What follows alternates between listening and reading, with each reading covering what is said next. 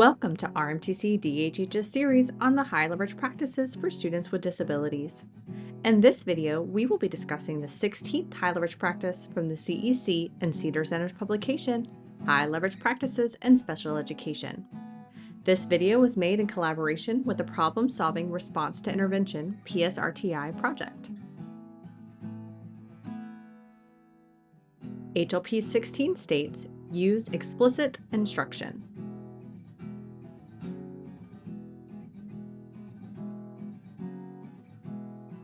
Explicit instruction has been around for a while. It has had other names like direct instruction and mastery learning. Let's see how it measures up to Hattie's barometer of influence. Direct instruction is at a 0.56. Explicit instruction at 0.63. Mastery learning at 0.67.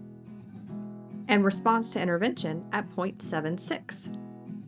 This shows that using explicit instruction has a tremendous positive impact on student outcomes.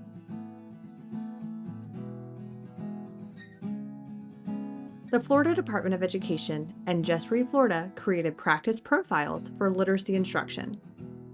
In the practice profiles, explicit instruction is defined as follows. Intentional teaching with a clear and direct presentation of new information to learners, which does not require student inferencing during the introduction of new or previously taught content, concepts, or skills.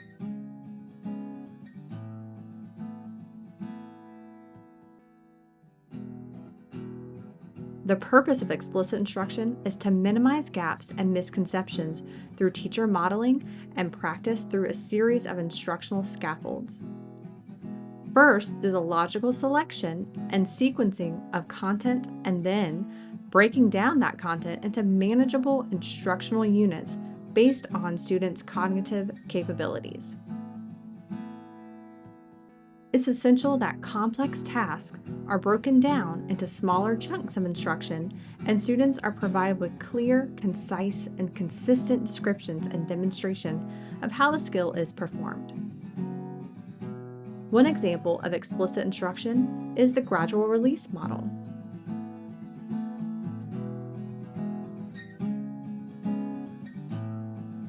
The gradual release model is a process of gradually releasing responsibility to the student.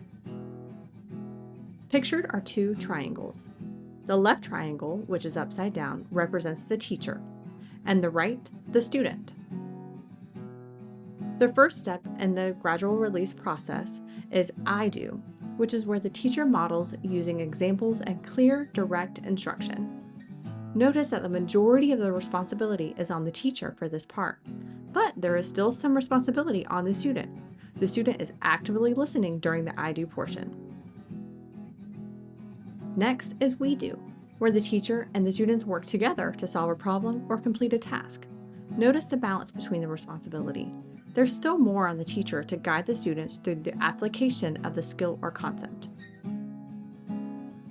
Next is you do together, where the students then work together to complete a task with minimal support from the teacher. Lastly is you do alone, where each student completes a task independently. The expanded skills standards features skills and standards that align seamlessly with a gradual release approach.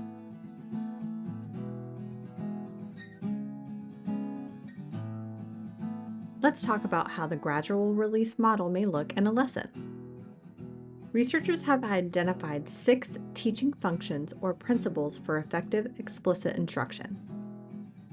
The first being review of relevant previous learning and learning goals. Second, presenting new content in small steps. This is the I do portion. Third, using guided practice. This is the we do portion. Fourth, provide immediate corrective feedback. Fifth, provide independent practice. This is the you do portion. And sixth, give weekly and monthly cumulative reviews. Each of these functions also correlate to other HLPs, proving yet again that these HLPs do not exist in a vacuum but are fluid.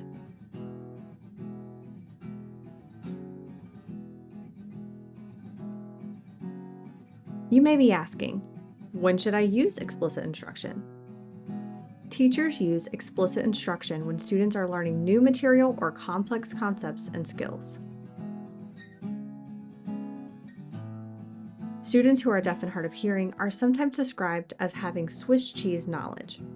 They sometimes have holes in their knowledge due to language barriers and lack of background knowledge to tap into when learning new concepts. Due to this, explicit instruction is crucial for students who are DHH.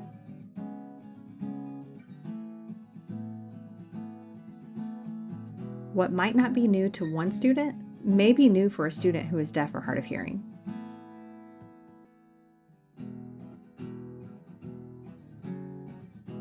Evidence-based literacy interventions and curricula specifically designed for students who are DHH are limited. However, there are some out there that lend themselves to the gradual release model and the use of explicit instruction. For more information, check out the RMTC-DHH document on evidence-based literacy interventions for students who are deaf and hard of hearing. For examples of the use of some of these interventions and curricula in action, check out the Light Binder.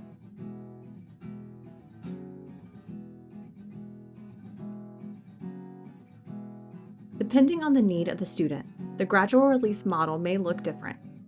For a student who requires less support, it may look like this. I do, we do, you do together, you do. For a student who needs a little more support, it could look like this.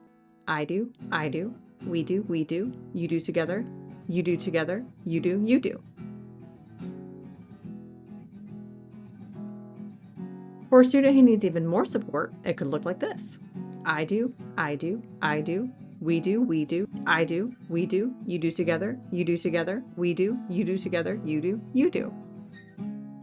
The purpose here is to demonstrate that the process is not linear. Educators must be flexible and responsive to student progress. Students who are DHH may often need the most support. This is due to language barriers and the lack of background knowledge they may have.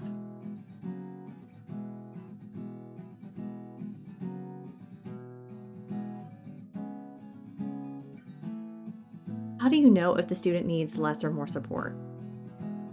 Thinking of explicit instruction through the multi-tiered system of supports MTSS framework, MTSS is an educational framework designed to ensure successful educational outcomes for all students. Tiered instruction and intervention is the foundation of an MTSS. Tier 1 includes the instruction that is accessible to all students. This may be where the students need less support on the gradual release continuum. Tier 2 is provided to students not meeting expectations and is often delivered to small groups of students who will likely benefit from instruction focused on the same targeted skills that pose barriers to student success to achieve Tier 1 expectations. This is where students may need a little more support and explicit instruction and may need more opportunities for practice with error correction and feedback. Tier 3 is more intensive intervention and is intended for students experiencing significant barriers to learning. This is where a student may need the most systematic and explicit instruction with more extensive opportunities for practice with error correction and feedback. For schools, the tiers represent the full continuum of standards-based curricula, instruction, and assessment options provided to all students and matched to their unique needs. Knowing what level of tiered support a student needs may let you know where they fall on the gradual release continuum. Keep in mind that students may need varying levels of support at different times.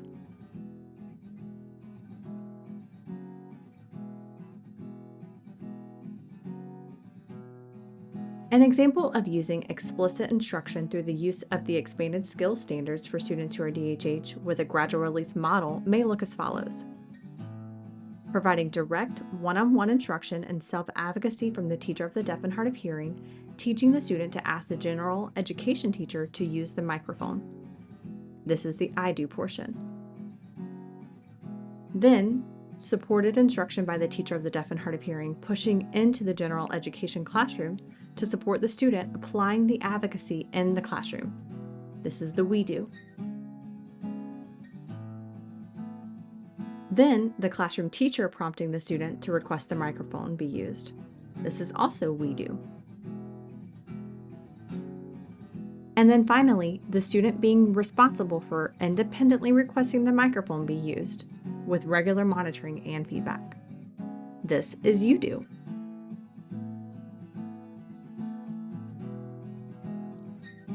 Notice that the gradual release model can also be provided by different instructors at different times. Don't forget, collaboration is a key component of the high leverage practices. We will leave you with this point to ponder. Which part of the gradual release model are you confident? Which do you need to improve? What steps will you take to improve? Come to the TA Live discussion to learn how your colleagues address this question, and share your thoughts to collaborate together. Remember to check out additional resources in the Live Binder. You can access the Live Binder on the RMTC-DHH TA Live website or by going to the bit.ly/RMTC-HLP. Can't make it to the discussion session? Or perhaps you're watching a recording of this at a later time. An idea to still work within your district is to visit the Iris Center HLP Interactive Alignment Tool. This tool identifies which Iris resource provides information on each specific HLP. Where can you find information for the Iris Center? If you guessed the Live Binder, you are right. Remember, you can find that at bit.ly/RMTC-HLP. To watch more videos about the HLPs, make sure you check out the TA Live archive in our video library. Until next time, we'll see you around.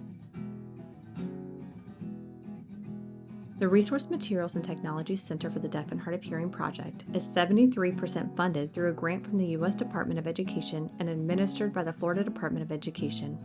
For the 2023 federal fiscal year, the total amount of federal grant funds awarded were $512,357. The remaining 27% of the costs were funded by the Florida General Appropriations Act.